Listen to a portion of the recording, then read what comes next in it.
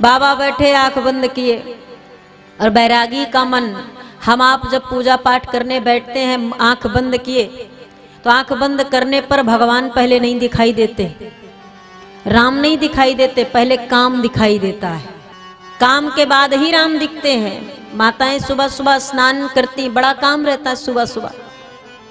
हाँ, पतिदेव ऑफिस जाएंगे, बच्चे विद्यालय जाएंगे, बहुत सारे काम है, वो सब सुबह एकदम, और पूजा भी सुबह ही होती है स्नान के बाद।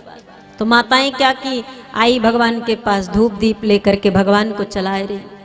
माता ही नहीं, सबकी स्थिति है महाराज। आप धूप दीप भगवान को दिखा रहे हो, लेकिन मन में क्या चल रहा, जल्दी जल्दी पूजा कर ले, पूजा करने के बाद रसोई में जाएं, देखें क्या हुआ क्या नहीं हुआ, ये कर ले वो कर। अगरबत्ती धूप चल रही है, वो नहीं बंद हुई है, वो निरंतर चल रही है। अब आप भी यही अगर देखा जाए भैया लोग, ये भी अगरबत्ती तो चल रही है। जय श्री राम, जय श्री राम, सीताराम सीताराम, जल्दी जल्दी पूजा कर ले, नाश्ता कर ले, उसके बाद निकल जा, जल्दी से जाना है, दुकान खोलना है, ऑफिस पहुंचना, ये वो ऐसा वैसा। जय श्री राम, जय श्री राम, जय श्री राम, जय श्री राम। अब बताइए, भगवान को मूर्ख समझ रहे हैं? क्या समझ के ये पूजा कर रहे हैं? भगवान, मैंने पहले भी चर्चा किया कि बाहरी आडंबर से रीझता ही नहीं है। ये दिखाओ ना दिखाओ कोई फर्क नहीं, जिह्वा से बोलो ना बोलो कोई फर्क नहीं, लेकिन यहां जो है, यहां जो है वहां से बाड़ी, वहां की जो आवाज है वो राम की आए, काम की नहीं आए। और जो काम काम करके राम राम करता है, भगवान कहते इतना काम भरेंगे जीवन में तुम राम को पाओगे ही नहीं महाराज। इतना काम दे देते हैं, दिन भर करता रहो, दिन भर करते रहो, समय नहीं मिलने वाला। एक क्षण आओ, अगर 1 मिनट के लिए भी भगवान के सन्मुख उनके विग्रह के सामने आओ तो वो 1 मिनट ईमानदारी से आओ, एकदम ईमानदारी से।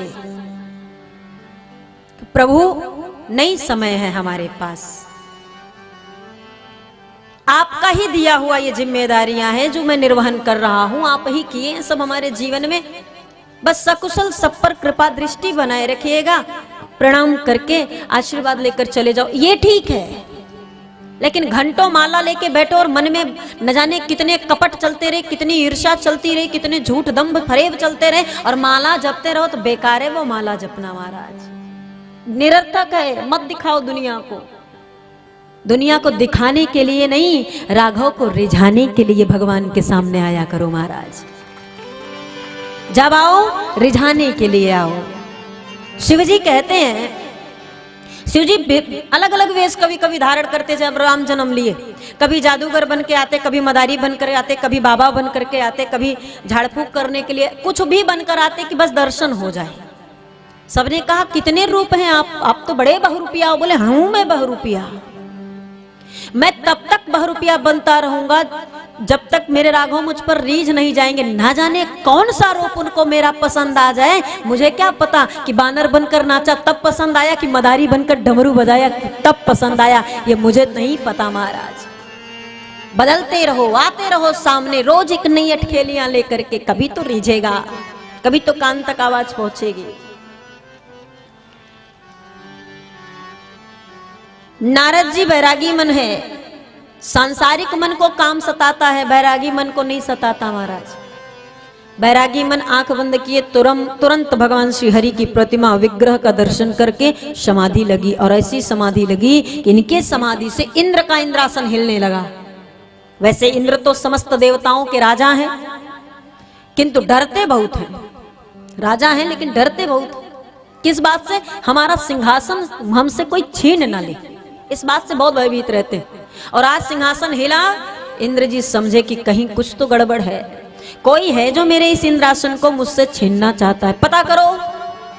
और पता किया गया, पता चला नारद जी समाधि लगाए, उनकी तपस्या से इंद्रासन हिल रहा है। बोले इनकी समाधि को भंग किया जाए, कि जैसे भी भंग हो।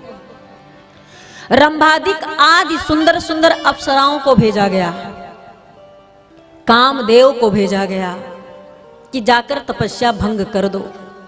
स्थिति कैसी है? गोस्वामी तुलसीदास जी बड़ा सुंदर दृष्टांत दे रहे हैं। सुख हाड़ लय भाग सट स्वान निरख मृगराज। स्वान, स्वान कहते हैं कुत्ते को, और मृगराज कहते हैं सिंह को। श्वान कुत्ता है, मृगराज सिंह है। स्थिति क्या है? एक कुत्ता बैठा हड्डी चबा रहा था। गांव में ये देखने को मिलता है लगभग सूखी हड्डी कुत्ता चबाते हुए दिखता है। तो सूखी हड्डी कुत्ता चबा रहा था। इतने में दूर से सिंह आता दिखाई दिया, शेर आता दिखाई दिया। कुत्ते ने देखा शेर आ रहा है, तो कुत्ते को चिंता क्या हुई, ये हड्डी कहीं ये मेरा शेर छीन ना ले, मेरी ये जो हड्डी है जो मैं चबा रहा हूं, कहीं ये मेरा ये हड्डी ये शेर छीन ना ले। मुख में हड्डी को दबाया और बड़ी जोर से भागा, पूरा दम लगा के भागा। स्थिति क्या है? कुत्ते की तुच्छ सी मानसिकता देखिए, सूक्ष्मता सोच देखिए। वो ये नहीं सोच रहा कि अगर कुत्ता सिंह आएगा तो वो हड्डी छीनेगा या कुत्ता को खाएगा। विचार करिए, हड्डी छीनेगा शेर, जंगल का राजा है, वो भूखों मर जाएगा, दूसरे का किया शिकार नहीं खाता है। जब तक शिकार करता तब तक जीता है, जिस दिन बूढ़ा होकर पड़ जाता है तो मर जाता है, लेकिन किसी का छीन करके नहीं खाता है, अपने पौरुष से कमा कर खाता है। ऐसे राजा नहीं बना है। और एक कुत्ते की छोटी सी बुद्धि में आया कि ये सिंह आ रहा तो मेरी हड्डी छीन लेगा। अब सूखी हड्डी क्या करेगा छीन के? वो आएगा तो सीधा कुत्ते को मार खाएगा। पर कुत्ते को अपनी चिंता नहीं है, सूखी हड्डी की चिंता है, और भाग रहा है अगर वो अपने प्राण की रक्षा के लिए नहीं, उस हड्डी की रक्षा के लिए। और सत्य यही है कि उस हड्डी में कुछ नहीं मिलता, कुत्ते को भी वो चबाता है, वही हड्डी नुकीली उसके मुख में लगती है और अपने ही रक्त का पान करके उसे लगता है इस हड्डी से ये रस मिल रहा है। स्थिति यही इंद्र की है। इंद्र भी नारद जी को देखकर अपने इंद्रासन के लिए डर रहे हैं। जैसे कुत्ता सिंह को देख करके अपने उस हड्डी के लिए डर रहा, ऐसे इंद्र अपने सिंहासन के लिए नारद जी से डर रहे हैं। नारद जी भगवान के परम भक्तों में से सर्वश्रेष्ठ भक्त हैं, और जो इतना सुंदर पद प्राप्त कर लिया हो वो किसी सिंहासन का लोभ कभी नहीं करेगा महाराज। जो भक्ति प्राप्त कर लिया वो संसार में रति नहीं रखता है, संसार से विरक्ति ले लेता है। परंतु इंद्र को ये बात समझ ना आई, भेज दिया कामदेव और रंबादिक आदि अप्सराओं को। सुंदर सुंदर अप्सराएं आई, नृत्य करती हैं, गीत सुंदर गाती हैं, पर नारद पर कोई प्रभाव नहीं। कामदेव भी अपनी जितनी क्रियाएं हैं सब कर डाल रहे नारद के साथ, पर नारद पर कोई असर नहीं, कोई प्रभाव नहीं। काम कला कछु मुन ही न व्यापी, निज भय डरेऊ मनोभव पापी। जब कामदेव की काम और अप्सराओं की कला दोनों नारद पर नहीं प्रभाव डाल सकी, तो कामदेव डर के मारे उनको लगा कि पाप हो गया हमसे। एक संत एक बैरागी के साथ इस तरह से हमको व्यवहार नहीं करना चाहिए था। कामदेव चरणों में गिर गए नारद जी के। नारद जी उठे, कामदेव बोला, जगत में आज पहली बार काम किसी से हारा है।